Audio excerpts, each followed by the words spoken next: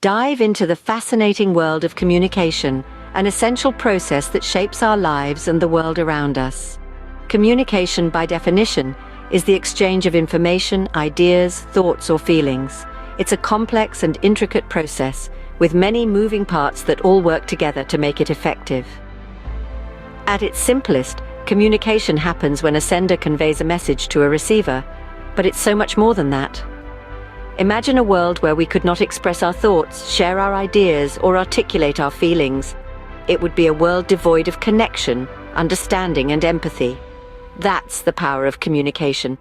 It's not just about speaking or writing, it's about understanding and being understood. Communication is the bridge that connects us to others. It enables us to build relationships, share experiences, and solve problems. Through communication, we can share knowledge, express emotions, and shape society. It's the glue that holds us together, whether in our personal lives or in our broader communities. But communication isn't always verbal. We also communicate in non-verbal ways, like through our body language, facial expressions, and gestures. These non-verbal cues can sometimes speak louder than words, conveying emotions and attitudes that words can't express. Communication is also about receiving. It's about listening, understanding, and responding. It's about being open to different perspectives, being empathetic, and being willing to learn. It's about understanding that every message carries not just information, but also emotions, values, and beliefs. And communication isn't a one-size-fits-all process. It's complex, dynamic, and constantly evolving. It varies across cultures, languages, and situations. It's influenced by numerous factors, including our backgrounds, experiences, and perceptions. So, as we delve deeper into the intricacies of communication, let's remember its power and importance. Let's remember that it's not just about talking, but also about listening and understanding. Let's remember that it's not just about conveying information, but also about forging connections and building relationships. Communication, at its core, is the bridge that connects us to others and the world. Why do we communicate? Discover the reasons that propel us to share and connect. The foundation of human interaction, communication, is a curious phenomenon. Primarily, we communicate to share knowledge. This knowledge could be anything from a simple fact, like the weather forecast, to more complex ideas and concepts. We share to educate, inform, and enlighten each other. It's how we pass on our collective wisdom and experiences from one generation to the next, enabling human progress. But communication serves a purpose beyond just the exchange of information. It's also about building and sustaining relationships. Every conversation we have, every message we send, every gesture we make contributes to the weaving of intricate relationships. Through communication, we learn about each other's perspectives, values, and experiences. We empathize, sympathize, and connect on a deeper level, creating bonds that are the bedrock of our communities and societies. Moreover, communication is critical for decision-making. Whether it's a group of leaders deliberating policy changes, a team brainstorming new ideas, or a family deciding where to go on vacation, communication facilitates consensus and action. It helps us negotiate, collaborate, and reach agreements, enabling us to navigate our complex world with more ease and efficiency. Lastly, we communicate to express our emotions. It's how we convey our joy, sadness, anger, love, or frustration. We share our feelings to seek comfort, celebrate happiness, or simply to let others know how we're doing. This emotional expression not only helps us process our feelings, but also deepens our connections with others. In essence, communication is a multifaceted tool that serves various purposes.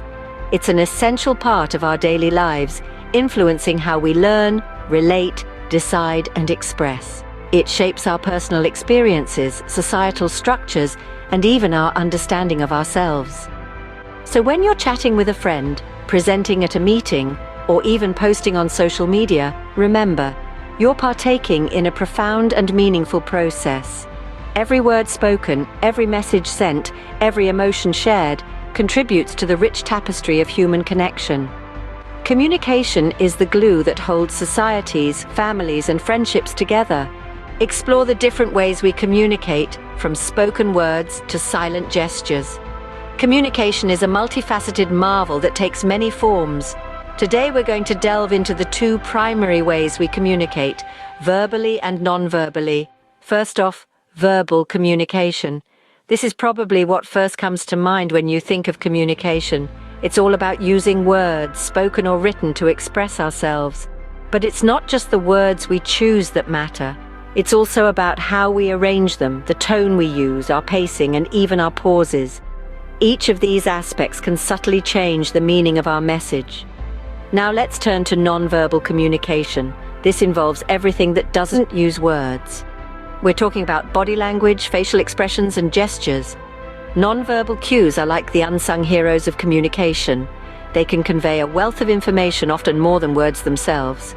Think about it, a slight furrow of the eyebrows, a subtle shift in posture, or a quick flash of a smile can speak volumes.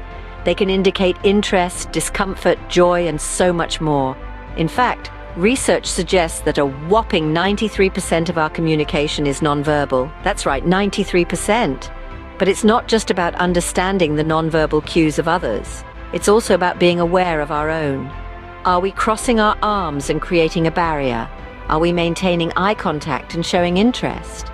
These are important questions to ask ourselves to ensure our nonverbal communication aligns with our verbal message.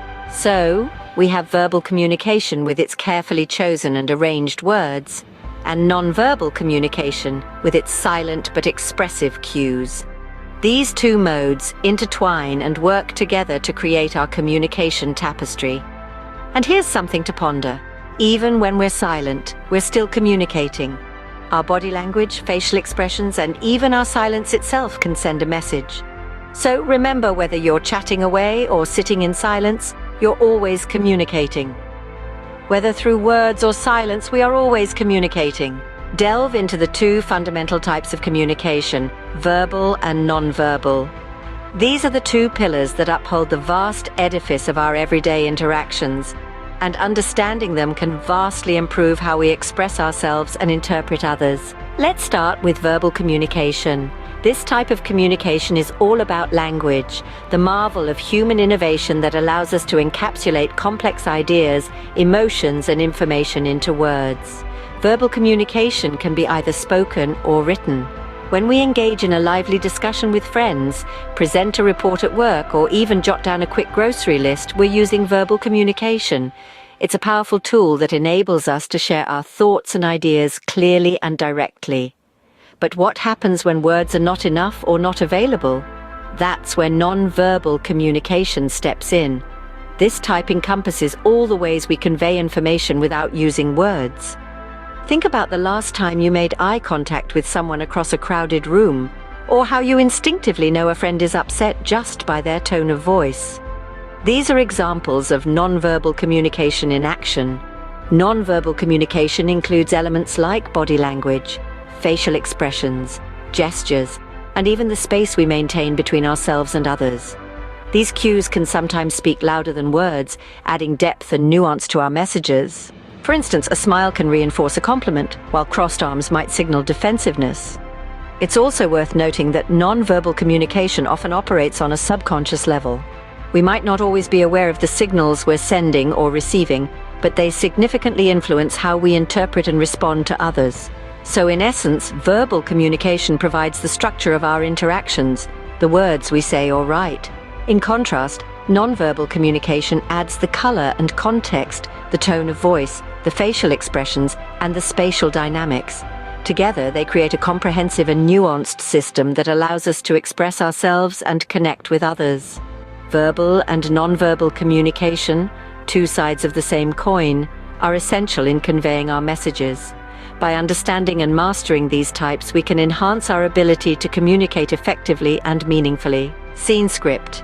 Unravel the 8 crucial elements that make up a message. As we continue our journey into the fascinating world of communication, it's time to delve into the anatomy of a message itself. A message isn't just a simple transfer of information. It's a complex process involving 8 key elements. Firstly, we have the sender. This is the person who initiates the communication. They have a thought or idea they want to share, and they kickstart the communication process. Then we have the receiver. That's the individual or group who are on the receiving end of the message. They are tasked with understanding and interpreting the information being shared. Next up is the message itself. This is the content being conveyed. It could be spoken or written words, or it might be nonverbal cues, such as body language or facial expressions. The fourth element is the channel. This is the medium through which the message is transmitted. It might be a face-to-face conversation, a phone call, an email, or even a social media post. The fifth element is feedback. This is the response or reaction from the receiver. Feedback is crucial for the sender to understand how their message has been interpreted and whether it's achieved its purpose. Moving on, we have context. This refers to the circumstances or environment in which the communication occurs. The context can greatly influence how a message is interpreted. For instance, a joke told at a party might be received differently than the same joke told in a workplace meeting. The seventh element is noise. This is any interference that can distort or disrupt the message. Noise could be literal, like background chatter, or it could be metaphorical, like a language barrier or a misunderstanding. Finally, we have encoding and decoding. The sender encodes their thoughts or ideas into a message, and the receiver decodes that message to understand it. Understanding these elements helps us to communicate more effectively. In part 2 of this series, we will delve deeper into effective communication strategies and the role of active listening. Don't miss it. Subscribe and hit that notification bell now. See you next time.